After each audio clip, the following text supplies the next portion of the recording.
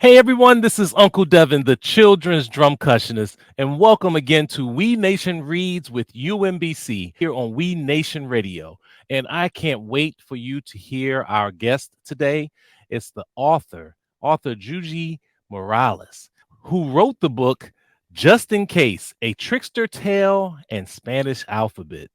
But before we do that, let me just share with you that you are listening to We Nation Radio, the best in family-friendly global beats for little feet. We stream R&B, hip hop, funk, jazz, reggae, go-go, calypso, zydeco, and African world rhythms and more, all for children 0 to 12. That is all age appropriate and culturally relevant. And this We Nation Read segment is where we focus on children's books, and I love children's books. We are partnering with UMBC's Sherman Center for Early Learning in Urban Communities as we offer you the We Nation Reads program as a resource to participating schools in their diverse books project. The project aims to ensure that early childhood educators and their partner schools have access to high quality, diverse children's books and opportunities to share ideas and insights about their use. And one of the books that they are using is the book by our guest today, and I want to bring her on so that we can really enjoy and really talk about this wonderful book. Please help me to welcome to the We Nation Reads with UMBC, Yuyi Morales. Welcome to We Nation Reads. Hi, Uncle Devin. I'm happy to be here. Thank you. Oh, thank you. And where are you? Where you reside? Well, right now I'm in a small town called La Mancha, which is in the state of Veracruz in Mexico. Oh, okay. And where were you born? I was born in the state of Veracruz, just in a city like an hour from here. The city is called Jalapa. Oh, wonderful. Then tell the audience a little bit about yourself. Who is Yuyi Morales? Wow. Well, Juji is someone who loves to read, loves to create. Wow. I love to draw, paint, make images. I love to do things that are like creative, to take something and transform it. Whether it is a piece of paper with colors or it is a patch of land with plants. I love anything that transforms and grows and is one thing and then becomes something else. Oh, wow. Okay. And so I'm so honored for you to be here because we have been sharing your book, the awesome book. In fact, let me see if I can bring it up. The book Just in Case, a Trickster's Tale in Spanish alphabet book. Tell us a little bit about that book. What inspired you to write that book? I have a book that I wrote and illustrated before I created Just in Case. And it Mhm. is with the same characters with Grandma Beadle, with Senor Calavera, who is a skeleton. And Yes. in that story, we were counting where Grandma Beadle was having a birthday party. Just in Case is the sequel of that story because in the prior book, in Just a Minute, Senor Calavera had promised to Grandma Beadle that he will come back to his next year's birthday celebration. And so, in Just in Case, Senor Calavera is getting ready to come and enjoy the celebration this year again. But Senor Calavera doesn't have a lot of experience celebrating life. So he Mm. doesn't know that when you come to a birthday party, you might bring a gift. And Senor Calavera just gets into the journey of trying to find what will make a really great gift for someone that you love very much. Mhm. And so what's is there a significance with the skeleton? Because first of all, the title of your book drew me in. The actual title let me know that I need to really pay attention and I want to really I couldn't wait to hear what happened. But the way that you used the skeleton was a very a unique way, which I love, that it invited it in a very fun and encouraging way. Was there any significance behind that? Yes, here in Mexico, where I am from, we have a celebration every year, which is called the Day of the Dead.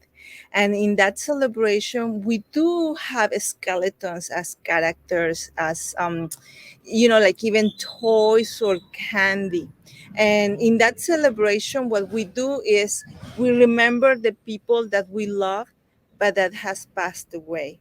So skeletons is just a playful, beautiful thing that we surrendered with, kind of like just like playfully, think about how part of life that is also present. And in this case, Señor Calavera, I always imagine him like he's made out of candy, just like the skeletons that you can buy at the market here for the celebration. Wow. So it sounds some, I know in the United States there's Halloween and there's Mhm. the use of skeletons, but those are usually, I mean, they're fun, but also are used to scare and to It's elicit that different. type of fear. Yeah, totally different. That's Wow. different. And at the same time, Halloween and Day of the Dead are very close in time. Like Day of the Yes. Dead is just 1 or 2 days after Halloween. So sometimes people get confused and they think that it is the same. But even though you might see skeletons in both celebrations, for the Day of the Dead, they are not frightening. They are not Sure. the meaning of something bad. They are the meaning of just to remind us that that we live and someday we will go somewhere else, and that's Absolutely. fine. It's part of living. Absolutely. It's part of life. It's the circle of life. And that Yeah. I love about your book. And I also love how you worked in the alphabet. I mean, I was sitting there learning myself. Talk a little bit about that. Was that a challenge to try to find something that you felt will relate in the book, or Yes. talk a little bit about that? It was a challenge, but I love Espanol. I love Spanish. That's my mother language. That's my first language, and I've been including Spanish in my books from the very beginning. And in this case, yes, it is an alphabet book, but it's a Spanish alphabet book. In Espanol, we have a couple of extra letters that we don't have in the English alphabet. And it was challenging finding words, but it was also very rewarding because I realized that there are many words in Spanish that I like. Yeah, And when I was creating the story, I was able to choose those words that I loved so much and put them in the story. And create a story through those words was also a challenge that I took with a lot of joy.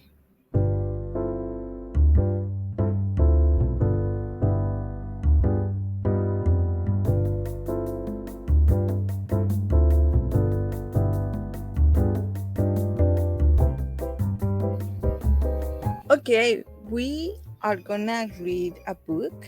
The title is Just in Case, a Trickster Tale and a Spanish Alphabet Book. And it is written by Yuyi Morales, su servidora, that's me. I am the writer and also the illustrator of this story.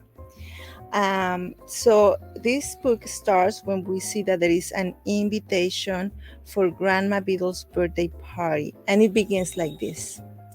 At last, the day had arrived. It was Grandma Beetle's birthday.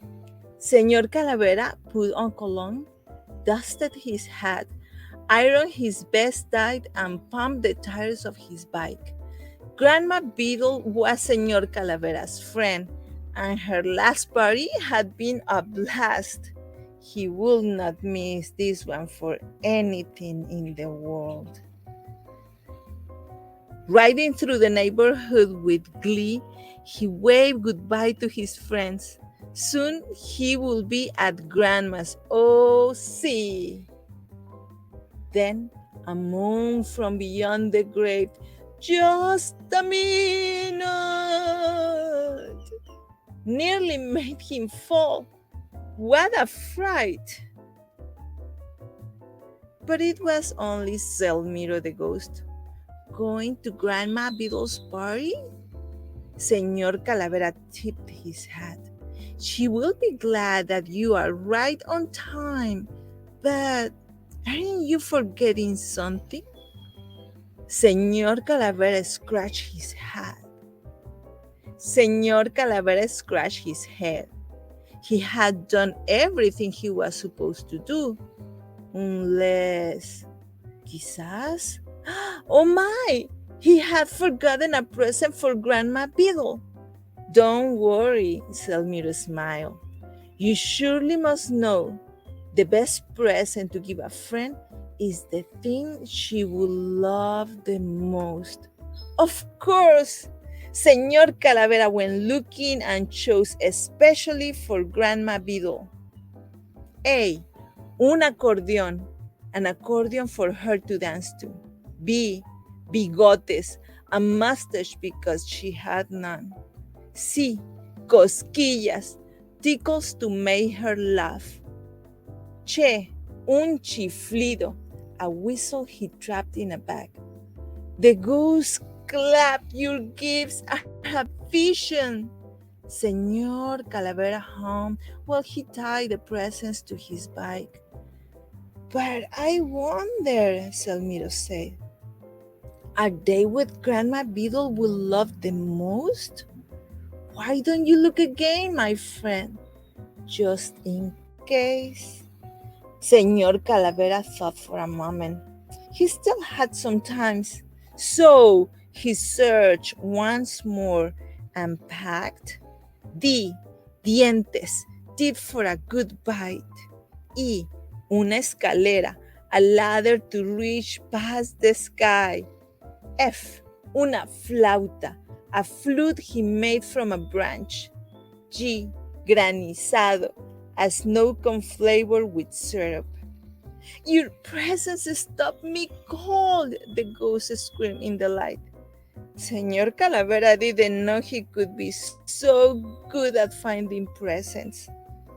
But I wonder, Selmiro said, are they what Grandma Beadle will love the most? Why don't you look again, my friend? Just in case. It wasn't late yet, Señor Calavera realized. So he poked around and picked I. Instructions to find all things lost. H. Una historieta, a one-of-a-kind comic book. J. Un jaguar, a jaguar to keep her safe. Your gifts moved my soul. The ghost gave a bow. Señor Calavera was ready without a doubt. But I wonder, Selmiro said, are they what Grandma Beadle will love the most? Why don't you look again, my friend? Just in case. Señor Calavera frowned. Being on time was his job. Still, he hustled and found L. Una lotería, a lottery game to play with her grandchildren. Double L. Una llave, a key to open all doors. M. Un moño, a bow to tie her hair. N. Niebla, fog, to play hide and seek in. The ghost gasped, your presence make my heart stop.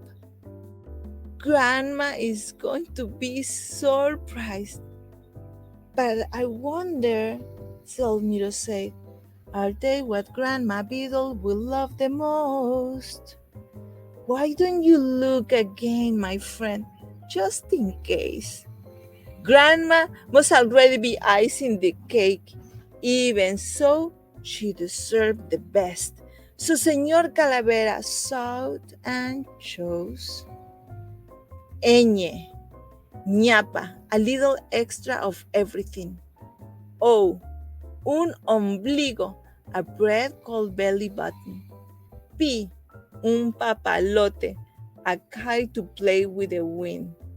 Q, 15 años, 15 more years of life. The ghost gave a cheer. Your gifts are to die for. Señor Calavera hopped onto his bike. Selmiro took a deep breath. But I wonder, he said, are they what Grandma Beadle will love the most? Why don't you look again, my friend? Just in case. Surely Grandma's beautiful grandchildren must already be at the party. Señor Calavera quickly went looking and got R. Rayuela, her favorite childhood game. S. Una semilla, a seed to plant and grow. T, un títere, a puppet made from a sock. U, uñas, fingernails fierce and strong. Your gifts take my breath away, the ghost sighed. Señor Calavera looked at his watch. He didn't want to miss breaking the piñatas. Selmiro studied the presents on the bike. But my friend, I wonder, he said, are they what Grandma Beadle would love the most? Look again, just in case. Even though it was already late, Señor Calavera ran to pick out V, vainilla, a fragrant vanilla pod. Una W, to have two V's for when one is not enough. X, una silografía, wood engraved art to hang in her room. Y, yerba buena, a good herb to soothe her day. And nothing more. Señor Calavera had taken too long. He was going to miss the party. He climbed onto his bike and hurried off before Salmiro could ask anything else. Look at Señor Calavera pedaling so fast. Oh no, watch out, Señor Calavera. Oh dear, poor Señor Calavera. All of his presents ruined. Señor Calavera couldn't believe his misfortune, and now there was no time left to get any presents at all. Except, perhaps, maybe, quizás. When Grandma Beadle was about to blow out the candles on her cake, she heard a knock at the door and, oh my, waiting for her she found Señor Calavera, who had brought Grandma Beadle the present she loved the most. Grandpa Selmiro. And that is the end of the story. Here in Mexico and in my family, when we finish a story, we say something like this. Y colorín colorado, este cuento se ha acabado. And that means this is the end of the story.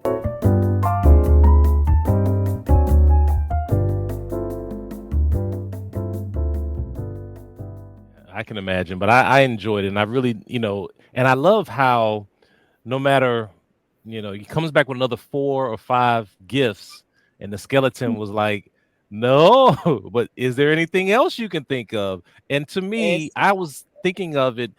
I can almost imagine a song as Oh, being sung. Is there? Do you happen to have a song related to it? yes, I do. I with when the book came out a long time ago, my friend Miguel and I made a song for this story so that when I will tell the story, I could kind of song a little bit of some of the verses of this book. And sometimes I do it. Sometimes I still do it when I read it. Okay. And the other thing that I was going to ask you is like, how do you feel like when you have to come up with presents for someone that you really really love? Did it make you feel like if I was going to do that and find those presents, could I choose anything? Could I come up with something that is out of the box, a present that maybe you haven't imagined yet? Because that was my process. I love thinking of something that I would love to give, but maybe it's not like so tangible. But what will Yes. happen if we could make it real? Did it happen Wow. to you? Like, did it occur to you? Like, what will I give to someone I love? Yeah, I take it from my father. My father was the type that would get gifts that people wouldn't even think about, and they were more practical, and you won't think you need it until you need it, and so I'm always looking to go think outside the box, but it becomes a challenge, like you say, because sometimes I do have to weigh, is this appropriate for this occasion? Mm. Or, would the person understand it? Do I have to explain more of it? And Yes. so it does become a challenge. But I felt in the book that the character also struggled with looking for gifts that they would like, and that's not versus what the grandmother would like. Exactly. Because that's usually what happens when we give gifts, right? Like a part of Right. us gives that because we love it very much. So it's That's kind of right. like a combination. You think of the person, but also you give what is in your heart, what you carry with you. So the present Absolutely. is also something that comes from who you are and the way that you love. So that's what I like present so much, because it gives us this opportunity of being ourselves while Yes. thinking about someone else. Yes. Okay. Well, for those that are maybe just tuning in, I'm Uncle Devin, the children's drum cushionist, and you're listening to We Nation Reads with UMBC. Our guest is Yuyi Morales, and she's the author of the awesome and amazing book, Just in Case, A Trickster Tale and Spanish Alphabet Book. And that word trickster got me. That's what hooked me, because I was like, okay, what's the trick? What's the trick? And it was very well put together. How long have you been a writer? You may have mentioned it, but how long have you been writing? Uh, I've been writing for, like, I started like the year 2000, so it's been like almost 24 years that I started Okay. this journey of creating books that are published. Before that, I was still exploring. Sure. How many books have you written? I lost count, but I think it's like about 15, around that Oh, excuse me. You number. lost count 15 books. Yes, that is awesome. I just don't But no. think I should. Yeah, but that's good. I mean, and what advice would you have for someone who wants to be a book author, but more specifically a children's book author? I will tell them to write from their heart, like Mm, anything that they write, to know that it is very valid because it comes from deep inside them. It's not easy to write stories. Sometimes there are things that we have to learn, like, I don't know, how to put together a narrative. But at the end, must like what counts the most is that you have a story inside of you and you let it out, you let it be. Don't critique it, at least not from the beginning. Just don't be too hard. Write it down. Let it exist, let it come out to the light, and later on you will have to work on it. sure. You have to know that anyone who wants to write a story, the first version will never be the final version. So we need to, once the story comes out, just go and then start putting your critical eye, use any teachings or any learnings that you can implement, and then go and try to make that story the best story that you can. Wow. Well, thank you for that. Now, we'll ask you something personal. What's your favorite food? Oh my goodness. You know how sometimes they say, like, you are what you eat? Well, Yes. I am yogurt. I love yogurt. I love yogurt uh, with fruit, pineapple, with mango, with I love to put peanut butter in the yogurt. And mm, sometimes I put some granola and cereal. And sometimes, to top it up, I put some chili powder, and it's the best. wow. Okay, Yes, thank you for those ideas. That sounds amazing. Yes. yes, it is Uh, amazing. and again, if someone wants to reach you, what's the best way for them to do so? What's the best way for them to find out about your books?